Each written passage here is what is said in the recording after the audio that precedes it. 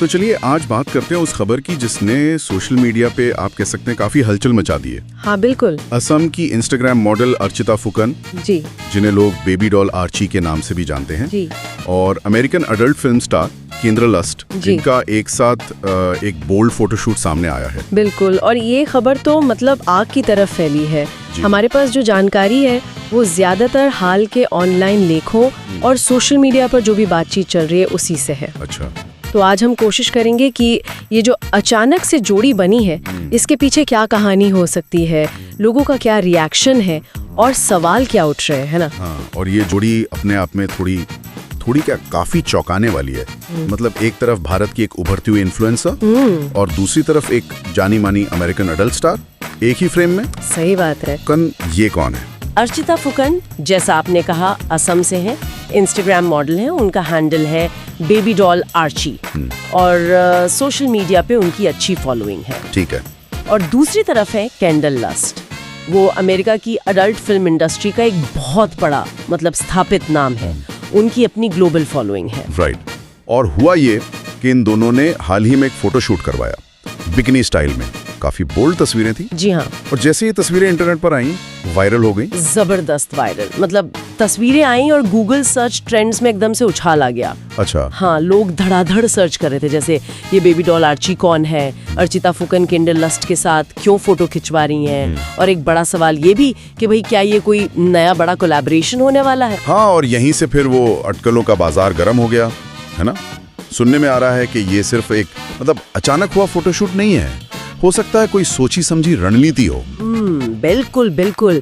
कुछ अंदरूनी रिपोर्ट्स तो यही इशारा कर रही हैं कि ये एक कैलकुलेटेड वायरल मूव हो सकता है। अच्छा। देखिए, आजकल इन्फ्लुएंसर मार्केटिंग और ये पर्सनल ब्रांडिंग का खेल ऐसे ही चलता है ना। हाँ। इस तरह के जो अनअपेक्षित कोलैबोरेशंस होते हैं वो अक्सर सुर्खियां बटोरने में कामयाब रहते हैं और दोनों पार्टीज को एक नई ऑडियंस तक पहुंचने का मौका मिलता है। तो मतलब आगे क्या किस तरह के प्रोजेक्ट्स की बातें हो रही हैं, कुछ अंदाजा है? देखिए, अटकलें तो कई तरह की हैं। हाँ। कुछ लोग कह रहे हैं कि शायद कोई बोल्ड फैशन लाइन का कोलैबोरेशन हो।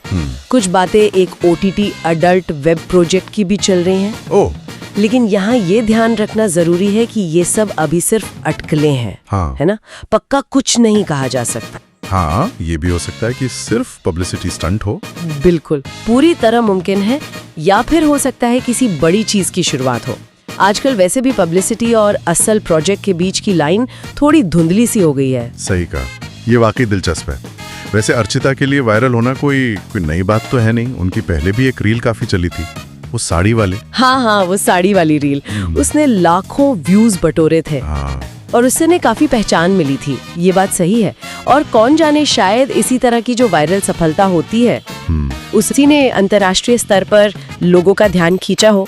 देखिए, जब कोई कंटेंट इतना वायरल होता है ना, तो वो सिर्फ व्यूज नहीं लाता, वो ये भी दिखाता है कि बनाने वाले में ऑडियंस को खींचने की, इंगेज करने की क्षमता है। अच्छा। और ये चीज किसी भी इंटरनेशनल ब्रांड या प्रोडक्शन हाउस के लिए काफी आकर्षक हो सकती है। तो ये कहना कि उस रील ने शायद हॉलीवुड या अंतर्राष्ट्रीय दरवाजे खोले हों, पूरी तरह से बेसलेस नहीं लगता। लेकिन इस सब के बीच कुछ सवाल भी उठ रहे हैं। सोशल मीडिया पर बहस छिड़ी हुई है। एक तरफ कुछ लोग पूछ रहे हैं कि भाई क्या अर्चिता फेमस होने के लिए भारतीय संस्कृति या जिसे कहते हैं संस्कार, उनसे समझौता कर रही हैं? हाँ, ये एक पक्ष है। और वहीं दूसरी तरफ एक बड़ा तबका है जो उन्हें एक नए जमाने की बोल्ड सेलिब्रिटी की तरह देख रहा है। अच्छा। जो अपनी पहचान बनाने के लिए शायद सीमाओं को तोड़ रही हैं और एक इंटरनेशनल प्लेटफॉर्म पर जगह बनाना चाहती हैं। ये क्लासिक दुविधा है ना? बिल्कुल। एक तरफ अपनी जड़ें, समाज की उम्मीदें, दूसरी तरफ ग्लोबल एम्बिशन और पर्सनल चॉइस की आजादी। बिल्कुल। और नेटिजन्स का एक हिस्सा तो उन्हें अब सिर्फ इन्फ्लुएंसर नहीं मान रहा, वो कह रहे हैं कि ये तो इंटरनेशनल सेंसेशन बन चुकी हैं। हाँ, हालांकि सोशल मीडिया पर राय तो बहुत तेजी से बनती और बदलती है। सही बात है। तो देखना होगा कि ये कहानी आगे क्या मोड़ लेती है। क्या ये कोलैबोरेशन वाकई किसी बड़े प्रोजेक्ट में तब्दील होगा या बस एक वायरल मेमोरी बनकर रह जाएगा? लेकिन इस पूरी घटना से और इन सारी अटकलों से हटकर अगर सोचें तो एक बड़ा सवाल मन में आता है। क्या?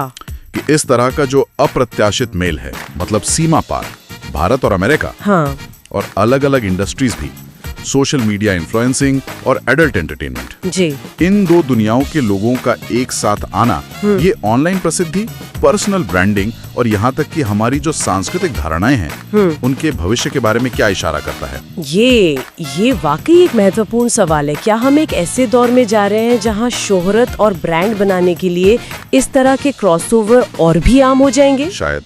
जहाँ ये भौगोलिक और इंडस्ट्री की जो सीमाएं हैं वो और भी ज्यादा धुंधली पड़ जाएंगी, या फिर ये सिर्फ एक अनोखा ध्यान खींचने वाला पल है जो आया और चला जाएगा? इस पर सोचना वाकई दिलचस्प हो।